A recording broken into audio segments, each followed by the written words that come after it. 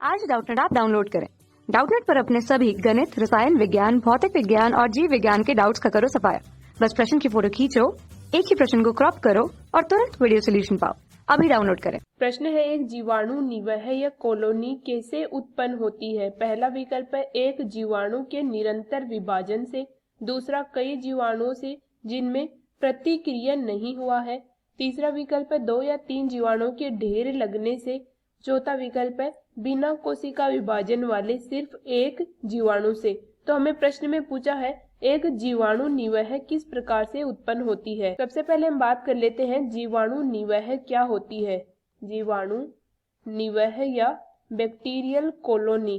तो जीवाणु निवह का मतलब ये होता है कि एक ही जीवाणु या एक ही मातृ कोशिका से, एक ही जीवाणु से आनुवांशिक रूप से समान, आनुवांशिक रूप से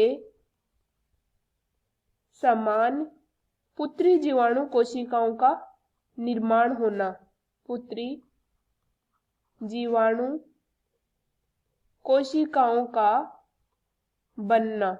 तो इन कोशिकाओं के बनने से क्या होता है, अनेक कोशिकाएं समूह बनाती है, या हम कह सकते हैं अनेक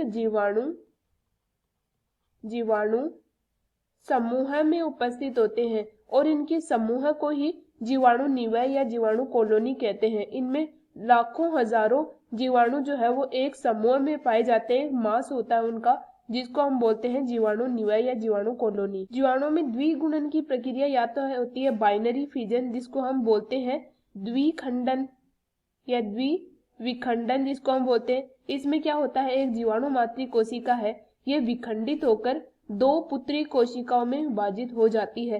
तो इस प्रकार से इनकी संख्या बढ़ती है। इसके अलावा इनमें संयुग्मन पाया जाता है जो सेक्सुअल प्रकार का होता है, जिसमें 2 जीवाणु कोशिकाएं जो है ये आपस में सीधे संपर्क में आती है और आनुवांशिक पदार्थों का स्थानांतरण करती है। तो इस प्रकार से इनमें जो है इनकी संख्या बढ़ती है। अब विकल्प देख लेते हैं। पहला हमें दिया गया है जीवाणु निवह कैसे उत्पन्न होता है, तो इसके बारे में पहला है एक जीवाणु के निरंतर विभाजन से। तो ये पूर्णतः सही है, एक ही जीवाणु के विभाजन से कॉलोनी बनती है। दूसरा कई जीवाणु से जिनमें प्रतिकृतियन नहीं हुआ है, तो ये तो पूर्णतः गलत है, एक ही जीवाणु से होता है, कई जीवाणु से नहीं होता है, और प्रतिकृति तो इनमें पाई जाती है।